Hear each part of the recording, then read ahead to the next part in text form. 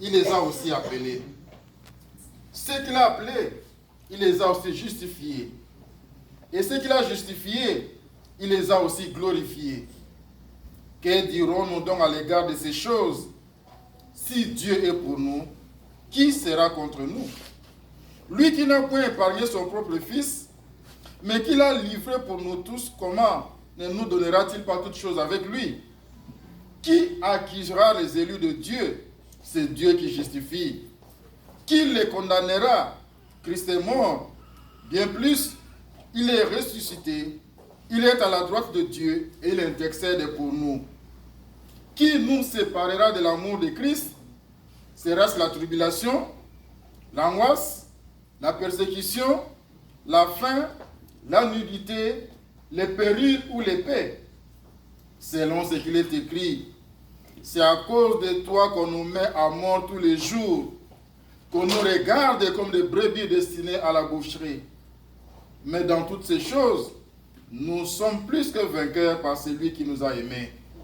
Car j'ai l'assurance que ni la mort, ni la vie, ni les anges, ni les dominations, ni les choses présentes, ni les choses à venir, ni les puissances, ni la hauteur, ni la profondeur, ni aucune autre créature ne pourra nous séparer de l'amour de Dieu manifesté en Jésus-Christ notre Seigneur. Amen. Amen. Ça, c'est le texte que l'apôtre Paul nous adresse chacun de nous ici présents. Et je suis ravi par ce poème qu'on nous a fait lire ici. Pour ceux qui étaient à la messe, pendant le temps de préface, il y a une phrase que le prêtre a prononcée en disant « Seigneur, pour ceux qui ont cru en toi, leur vie n'est pas détruite, mais elle est transformée. » Et nous avons écouté dans ce poème, on dit « Si vous avez l'habitude de rire, continuez à rire. Ne me prenez pas comme un mort, prenez-moi comme un homme vivant. » Comme lui a cru à Jésus, la mort a détruit son existence, mais la mort n'a pas détruit sa vie. Amen. Amen. C'est une vie transformée. Et l'apôtre Paul dit ici que tout concourt au bien de ceux qui aiment Dieu. Mais quand il dit tout, chacun de nous comprend l'essence du tout. Quand on dit tout, c'est quoi? Donc il n'y a pas de choses qu'on peut dire que non, ça concerne ceux qui connaissent Dieu. Ça, non, il dit toute chose qui arrive concourt au bien, pas au mal, au bien de ceux qui aiment Dieu. Donc quand on parle de tout, on parle même de la mort. Donc nous pouvons dire, selon si l'apôtre Paul était ici, il dirait la mort de notre frère Gilbert Mundela concourt au bien de ceux qui aiment Dieu. Ça c'est clair, selon l'apôtre Paul. Donc tout ce qui nous arrive dans notre vie quotidienne, pour Dieu, cela est bon. Et il ajoute, il dit, pour ce que Dieu a prédestiné, ce que Dieu a appelé à quoi? À l'amour, à la compassion, à la souffrance et aussi à la résurrection. Donc si tu es appelé par Dieu, à l'image de son Fils, tout ce que Jésus a connu, tu dois aussi connaître cela. Amen. Amen. Jésus a connu la compassion. Jésus a connu l'amour des autres, comme a dit le prêtre à la messe pour ceux qui étaient là. Jésus a aussi connu les rejets. Jésus a aussi connu la tribulation. Et surtout, il a connu aussi la mort. Ce qui fait que si toi tu te sens appelé par Dieu, tu vas aussi connaître quoi? La mort. Comme notre frère Gilbert Mundela était connu par Dieu, appelé par Dieu, à l'image de Jésus, il devait aussi passer par ce chemin. Moi, j'ai eu la grâce de les rencontrer en 2013. Quand on était parti, parce qu'il y avait le rassemblement de tous les Congolais catholiques des États-Unis, il y avait une messe qui était organisée là-bas. C'est là que je l'ai connu. Et quand maman Marguerite me l'a présenté, je me suis approché, je lui ai dit que non, je suis avec le frère Guy à Dallas, tout ça, il était très content. Et je lui ai proposé que non, pour aller montrer au frère que nous sommes vus, est-ce que ma photo était. Il dit, pas de problème, d'ailleurs, j'aime ça. Amen. Donc, il y a deux choses que j'ai constatées pendant les 30 minutes que j'ai passées, parce qu'on était sur la même table, on mangeait là, on calme de bavarder, il y avait deux éléments qui ont attiré mon attention. C'était un homme plein de compassion. Amen. Amen. Parce qu'il essaie de dire, ce qui se passe au Congo, ça fait très mal. Il faut que vraiment que Dieu délivre ce pays-là. C'était en 2013. Amen. Amen. La compassion, le souci du pays. Les deuxième élément que j'ai constaté chez lui, c'était un homme souriant. En tout cas, vous savez, il y a des gens, même si vous êtes sur la même table, en train de bavarder, mais lui, il ne s'occupe pas de vous. Hein. Mais lui, il était toujours souriant, il disait qu'est-ce que les gens disent. Je glissais un petit mot pour faire sourire tout le monde.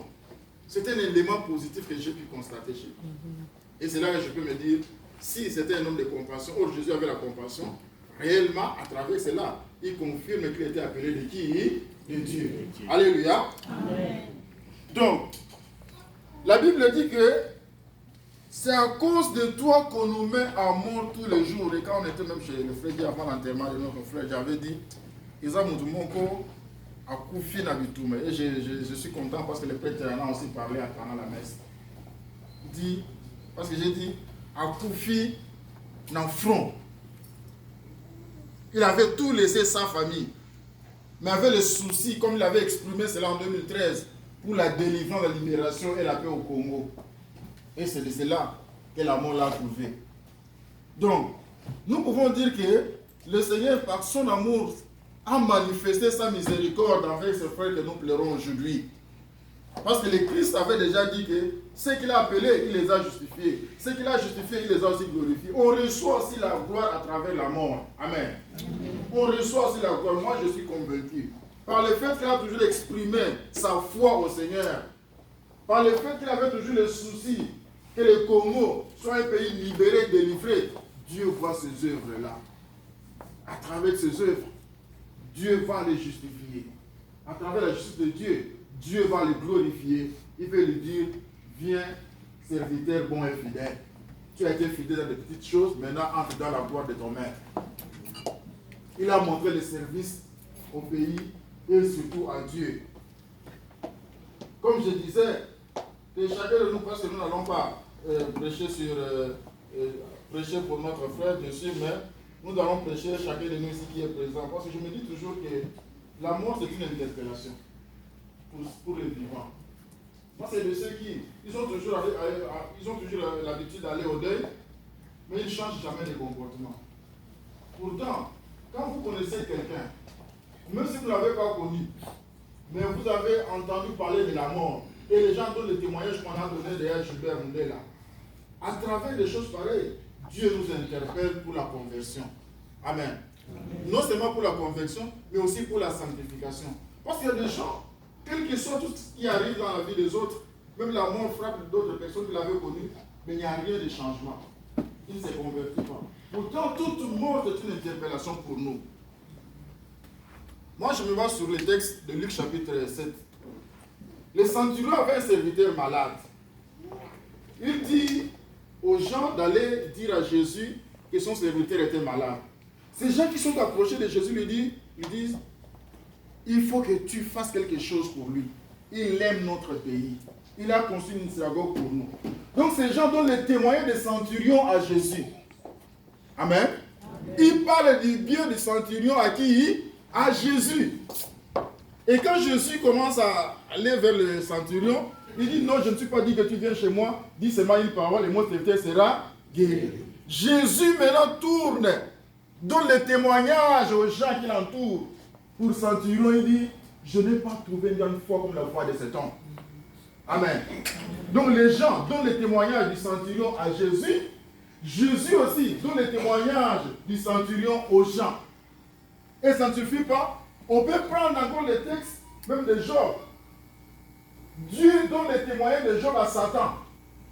En disant, d'où viens-tu? Tu as circulé la terre. Est-ce que tu n'as pas vu mon serviteur Job? Il n'y a pas un homme comme celui-là, qui est toi. Dieu donne à Satan le témoignage de qui? De Job. Alléluia. Maintenant, nous qui sommes ici présents, chacun de nous a des gens qui l'entourent. Si tu envoyais des gens vers Dieu, vers Jésus, pour un problème que tu as besoin, Quel est le témoignage qu'on peut dire de toi vers Dieu? Amen. Qu'est-ce que les gens retiennent de toi? Quelles sont tes bonnes œuvres? Parce qu'il y a des gens peut-être qui ont témoigné, mais il faut qu'on ait un témoignage parce que il est peut-être au moyen. Et puis quand quelqu'un passe pour donner le témoignage, il dit ah, voilà, je vous ça qu'il a eu bon moté. Amen. Le jour que tu vas mourir, comme le dit Papa Michel Kaye, chaque jour quand tu es toujours tu fais un pas vers ton tombeau. Amen. Mais quel sera le témoignage qu'on va donner sur toi les jours de ta mort? C'est que les gens vont dire de toi, par ta façon de vivre, de te comporter. Je peux te dire, non, je suis libre, je peux faire tout ce que je veux, en tout cas, je n'ai rien à voir. Comme une fois, j'avais rencontré une Américaine là, Estelle, elle dit, on travaille ensemble, je dis, mais hier, tu étais parti à l'église. Elle me dit, pour aller faire quoi? Tu ne peux pas aller à l'église? Elle dit, non. Moi, je n'ai pas le temps d'aller à l'église, j'ai ma grâce, ça suffit, le reste, c'est moi-même, je peux faire tout ce que je veux. Donc, je n'ai même pas le temps pour Dieu. Toi qui es ici présent, est-ce que tu as le temps pour Dieu? Alléluia. Deuxième élément, quand Dieu te regarde, quel est le témoignage que Dieu peut donner de toi aux autres? Une fois, j'ai posé une question à une fille là, on travaille ensemble, je lui ai dit, mais comment va Jésus chez toi? Oh, il va bien. Je lui ai dit, bon, qu'est-ce que Jésus peut dire de toi? Ok, sur ma classe, il va pour la ligne. Amen. Mais quand Jésus te regarde, est-ce qu'il peut se réjouir de toi, de ton comportement, de ta façon de vivre? Partout, tout ce que tu fais. Chacun de nous doit regarder par un miroir pour dire, mais est-ce que Dieu se réjouit de moi? Amen. Qu'est-ce que Dieu peut dire aux autres en ce qui me concerne? Est-ce que Dieu peut dire à Satan de ne pas te toucher parce que tu es loin de Dieu, comme Dieu a dit à Satan pour Job? C'est lui-là, c'est mon roi. Dieu regarde le comportement de Job. Job, c'était quelqu'un qui faisait des choses pour plaire à Dieu. Mais tu plais à qui? Aux hommes ou à Dieu? Peut-être tu fais des choses pour être vu des gens. Amen. Pourtant, cet homme que nous pleurons, nous avons entendu beaucoup de gens avaient des témoignages sur lui. Parce que c'est quelqu'un qui faisait des choses par rapport à qui? À Dieu. Mais il par rapport à l'âge. Il faut prier le Seigneur à travers la mort d'un juste, comme il est écrit dans le livre des sagesses, que Nzambe Atali, parce qu'on peut se dire, parce que la famille pleure, pour tout le monde que non, on avait encore besoin de lui, il est parti. Mais peut-être que Dieu s'est dit, comme cet homme est juste devant moi, il marche dans la droiture, et Como, ils ont plein de corrupteurs, comme dans la route de Bretagne, Eliezer a dit, il faut pas faire la même prédication, on va passer pour nous aller. Comme c'est l'homme juste qui aime la droiture, Dieu peut dire, pour qu'il ne soit pas sali dans la bêtise aux autres, dans la présidence, j'aimerais l'enlever. Quels sont les voies utilisées? Dieu sait les saints. Alléluia. Parce qu'il y a plein d'aventuriers, de corrupteurs, de voleurs. Et Dieu peut se dire, c'est mon serviteur, c'est l'homme droit, qui marche dans la compassion, qui a les soucis du Congo. Mais ceux-ci, une fois de leurs intérêts, je vais l'enlever au milieu d'eux. C'est écrit dans le livre de Sages, chapitre 4. Que Nzambe atalié na justice na ye alinite motema na be bakele na esika mabe Nzambe longoli na kati ya basumu. Et moi je suis convaincu ce que Dieu a permis, c'est pour qu'il ne soit pas entassé na kati ya mabe ezo les garçons na kati ya Congo. Nous nous pleurons parce que nous l'avons perdu, mais pour Dieu il est dans la gloire. Alléluia. Il est dans la gloire. C'est pourquoi je finis pour exhorter la famille. Un seul mot. Nous avons perdu. La mort vous a séparé d'Ia Gilbert, mais la mort ne vous a pas séparé de votre Dieu. Il est toujours là au contrôle. Voilà tout ce que je pouvais faire comme exhortation. Merci beaucoup.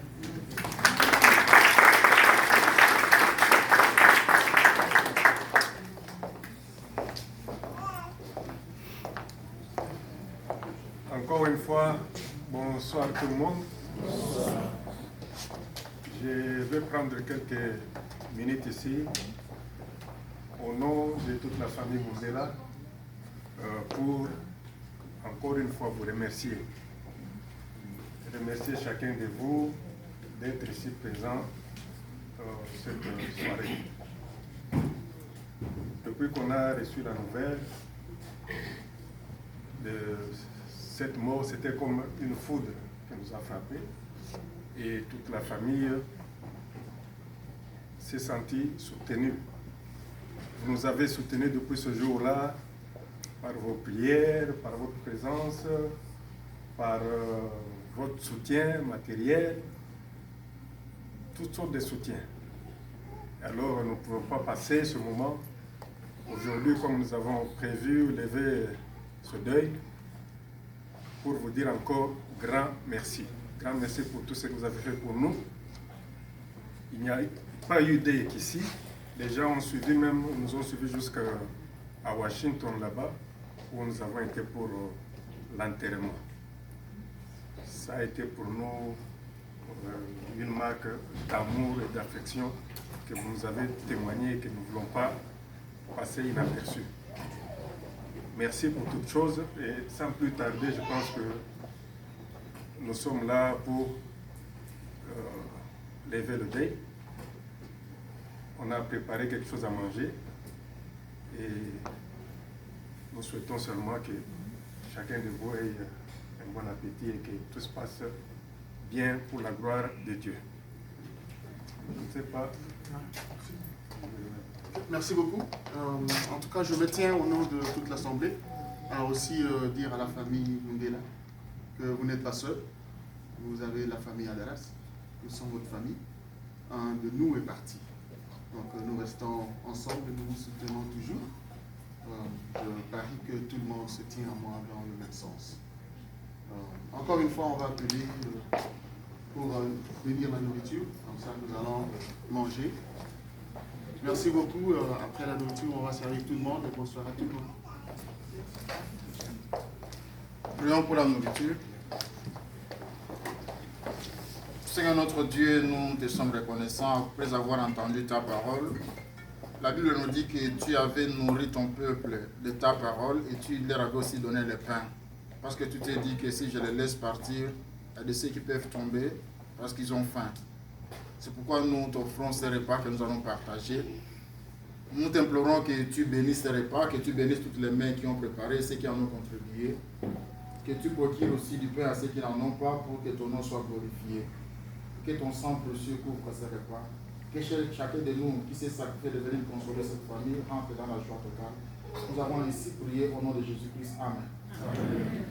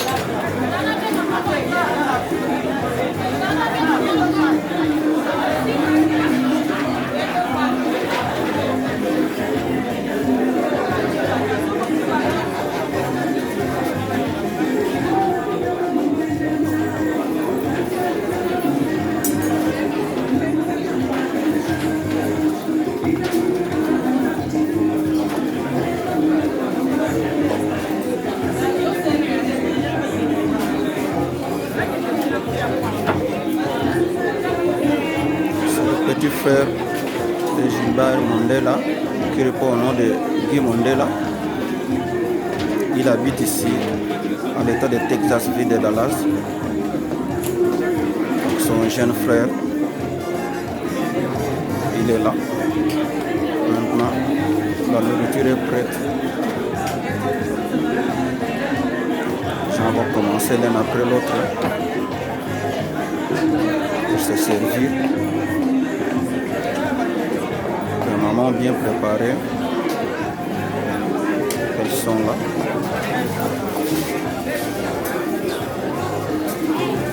Bientôt,